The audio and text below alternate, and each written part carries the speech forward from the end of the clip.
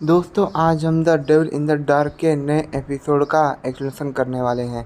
चलिए शुरू करते हैं। कहानी की शुरुआत हम जियांग को देखते हैं जो ट्रू क्यूआई फायर का इस्तेमाल कर कर उस बर्ड के ऊपर हमला करता है, पर उससे पहले ही बर्ड भी अपना फायर अटैक कर देती है। तभी हम देखते हैं उन दोनों का अटैक एक दूसरे से टकराता है और इसमें दोनों का अटैक कैंसिल हो जाता है। तभी वो चिल्लाते हुए कहता है कि ये बर्ड तू मेरे ताकत से बना है और तू इतना शक्तिशाली कैसे हो सकता है, साला मैं ही भड़वा हूँ क्या। तभी हम देखते हैं वह बर्ड बहुत ज़्यादा एनर्जी अपने पास जुटाता है और वह 3 हिस्सों में बढ़ जाता है। तभी वो सोचता है कि अरे यार मैं एक को भी नहीं संभाल पा रहा हूँ, अब ये 3-3 हो गए। तभी हम देखते हैं वो तीनों फायरबॉल अटैक करते हैं और जियांग उसे अपने हाथों से रोकने की कोशिश करता है, पर रोक नहीं पाता। इसके चक्कर में वहाँ से भागने की कोशिश करता है पर भाग भी नहीं पाता। तब भी उसे फायरबॉल लग जाता है। तभी वो कहता है कि ये साले मुझसे एक नहीं संभाल रहे थे, अब 3-3 आ गए। अरे भड़े मुझे चिढ़ा रहे, सालों को मैं जिंदा नहीं छोड़ूंगा। मुझे मेरा दिमाग थोड़ा शांत करने की ज़रूरत है। ये अब 3 में बदल चुके हैं, फिर भी इनकी ताकत में कोई कमी नहीं हुई है और इनकी स्पीड बढ़ चुकी है। तभी उसे सीनियर सू की एक बात याद आती है। तभी वो सोचता है हाँ ये सही है, मुझे मेरे फायर को कंट्रोल करना है। यह बर्ड मेरे ट्रू क्यूआई से ही बने हैं, तो मुझे इनको ख़त्म करने के लिए मैं ट्रू क्यूआई का इस्तेमाल करना है, पर अलग अलग टेम्परेचर पर। जैसे पिल बनाते समय हमें हमेशा आग को कंट्रोल करना पड़ता है, वैसे मुझे इन्हें ख़त्म करने के लिए अपने ट्रू क्यूआई के आग को भी कंट्रोल करना है। तभी हम देखते हैं वो तीनों बर्ड उसके ऊपर फायरबॉल अटैक करते हैं। तभी जियांग उनके अटैक से बचते हुए कहता है कि मुझे बस थोड़ा उनके पास पहुंचना है, तभी मैं अपना अटैक कर सकता हूं। तभी हम देखते हैं वह एक बर्ड के पास पहुंचता है और उसे पकड़ने की कोशिश करता है, पर वह बर्ड उसके हाथ से निकल जाता है। तभी वो सोचता है कि ये सच में बहुत ज़्यादा तेज़ है, क्या इनका तेज़ होना भी ज़रूरी था।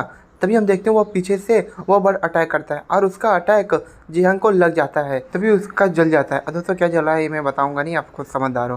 तभी हम देखते हैं वो तीनों बर्ड फिर से जियांग पे हमला करने के लिए तैयार हो रहे होते हैं। तभी जियांग कहता है कि अगर ऐसा चलता रहा तो मैं इनका सामना नहीं कर पाऊंगा, मुझे ये जल्दी करना होगा। तभी हम देखते हैं वह अपना मैसिव फायरबॉल बनाकर उनके बीच में जाकर एक ब्लास्ट कर देता है। तभी वो कहता है कि हाँ मैंने इन्हें ख़त्म तो कर दिया, पर मैं अभी भी अपने ट्रू क्यूआई पर कंट्रोल नहीं कर पा रहा हूँ। चलो इसे फिर से करते हैं। तभी हम 7 दिन बाद का सीन देखते हैं जहाँ पर क्लैन हेड बनने की प्रतियोगिता होने वाली होती है। तभी उनके बीच में सेन हाउ यू होता है और वह मॉर्टल लेवल के 8 लेवल पे होता है। वो कहता है कि सेन तियानु तुम क्लैन हेड बनने की प्रतियोगिता में भाग नहीं ले सकते क्योंकि तुम्हारे बेटे के पास स्पिरिचुअल वेन नहीं है। तभी ये बात सुनने के बाद जियांग के पिताजी कहते हैं कि तुम मेरे बेटे के बारे में ऐसा कैसे कह सकते हो। यहाँ खड़े सभी को पता है कि मेरा बेटा पिल बनाने में कितना शानदार है।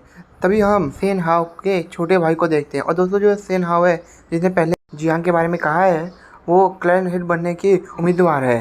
तभी उसका छोटा भाई कहता है कि तो यहाँ सभी जो खड़े हैं उन्हें भी ये भी पता है कि स्पिरिट डैम पवेलियन के जो मास्टर है उन्होंने यहाँ पर जितने भी पिल मेकर थे उन सभी को मना कर दिया है तुम्हारे बेटे को सिखाने के लिए। वो कितना भी टैलेंटेड क्यों ना हो, पर अगर वो किसी से सीखेगा ही नहीं तो वो कैसे बना सकता है। तभी हम जियांग को देखते जो आते हुए कहता है कि कौन कहता है कि मैं पिल नहीं बना सकता। तभी वह नीचे उतरकर अपने पिताजी के सामने खड़ा हो जाता है और कहता है कि मैं नहीं जानता कि मैं टैलेंटेड हूँ कि नहीं, पर मैं इतना जरूर जानता हूँ मुझे कोई सिखाए ना सिखाए, मुझे पिल बनाना आता है और ये मैं जानता हूँ। तभी सेन हाहे कहता है कि ओह तो तुम्हें अपने आप पे इतना भरोसा है, तो क्या तुम मुझसे शर्त लगाओगे। तभी जियांग पूछता है कि कैसी शर्त। तभी सेन हाहे कहता है कि अगर तुम सर जीतते हो तो तुम जो चाहे वो, अगर मैं सर जीतता हूँ तो तुम क्या करोगे। तभी हम जियांग के पिताजी को देखते हैं जो कहते हैं कि अगर मेरा बेटा अगर पिल नहीं बना पाता तो मैं क्लैन हेड बनने की प्रतियोगिता से बाहर चला जाऊंगा। तभी जियांग अपने मन में सोचता है मेरे पिताजी इतना कर रहे हैं, मुझे ज़रूर कामयाब होना होगा। तभी हम देखते हैं वो उसके पास जाकर कहता है कि क्या तुम्हें शर्त मंजूर है। तभी वो भी कहता है कि हाँ चलो मुझे शर्त मंजूर है। तभी हम देखते हो कहता है चलो शुरू करते हैं। तभी वो अपनी ट्रू क्यूआई फायर का इस्तेमाल करता है, तो वहाँ जितने भी लोग खड़े होते हैं वो सभी बात करने लग जाते हैं कि क्या ये सच में कामयाब होगा। तभी हम 1 घंटे बाद जियांग को देखते हैं जो अपने मन में सोचता है कि सच में वो 7 दिन मेरे लिए वर्थ इट था जब मैंने उन चिकन के साथ लड़ने में लगाए। उसके कारण मेरा ट्रू क्यूआई फायर पे बहुत ज़्यादा अच्छा कंट्रोल हो चुका है और जो मुझे सीनियर ने टेक्निक दी थी पिल बनाने की वो भी अब मेरे काम आ रही है। तभी हम स्टोरेज रिंग का सीन देखते हैं जहाँ पर सिस्टर ब्लैक उसी को देख रही होती है। और दोस्तों मैंने ब्लैक एंड व्हाइट ही कहूँगा, ये क्या है ना इनका नाम मेरे को याद नहीं रहता ठीक से, इसी के लिए इनको मैं ब्लैक एंड व्हाइट कहूँगा तो मेरे को अच्छे से याद रहेगा कि हाँ मैं इनको ही कह रहा हूँ। तभी वो छोटी सिस्टर व्हाइट से पूछती हैं कि तुमको कितना समय लगा था अपने ट्रू क्यूआई फायर का अच्छे से मास्टरी करने में। तभी वो सोते हुए कहती हैं कि 7 से 10 दिन नहीं 15 दिन, ये बहुत पहले की बात है इसके लिए मुझे ठीक से याद नहीं है।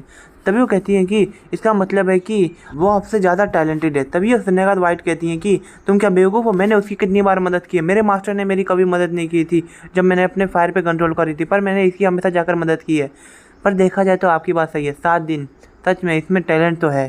तभी हम जियांग को देखते हैं जो पिल बना के पूरी तरीके से तैयार हो जाता है। तभी वह उसका ढक्कन खोलता है और उसके अंदर से 5 पिल निकालता है। तभी वो पिल एल्डर्स ले लेते हैं और उसकी तारीफ करते हुए कहते हैं ये तो पहले से ही स्पिरिट डैम पवेलियन से बेहतरीन पिल है। तभी दूसरी कहती है कि हाँ ये सच में बॉडी टेम्परिंग करने के लिए सबसे बेहतरीन पिल है। तभी हम सेनहा को देखते हैं जो कहता है नहीं ये नहीं हो सकता, तुमने जरूर चीटिंग की होगी, हाँ ऐसा ही होगा, तुमने चीटिंग की है।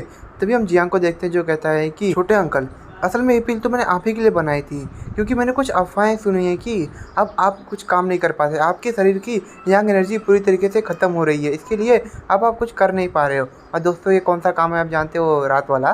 तभी जियांग उन्हें एक पिल देते हुए कहता है कि आप इसका इस्तेमाल कर सकते हैं। तभी उसके छोटे अंकल कहते हैं कि तुम्हें इतना ज़्यादा बोलने की कोई ज़रूरत नहीं है। तभी जो आसपास के लोग होते हैं वह जियांग की बहुत ज़्यादा तारीफ़ करने लग जाते हैं और उसकी तारीफ़ सुनकर सेंगजिन हुआ को अच्छा नहीं लग रहा होता। तभी वो गुस्से में कहता है कि नहीं ऐसा नहीं हो सकता, मैं उसे यहाँ से जाने नहीं दे सकता, अगर वो यहाँ से चला गया तो मैं उससे कभी भी अपना बदला नहीं ले पाऊँगा।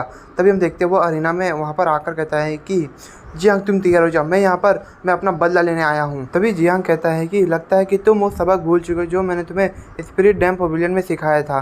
तभी हम देखते हैं वो कहता है कि मुझे नहीं लगता कि तुम अभी हथियार देखने के बाद ऐसा कह पाओगे। तभी वो अपना एक्स निकालता है। तभी वो उस एक्स से हमला करने के लिए आगे बढ़ जाता है। तभी उसे इस एक्स के साथ देखकर जियांग सोचता है ये कैसे होता है, इसके पास ये हथियार कैसे हो सकता है। तभी हम देखते हैं वहाँ बहुत बड़ा धमाका होता है, पर जियांग ने उस अटैक को अपने हाथों से रोक लिया होता है।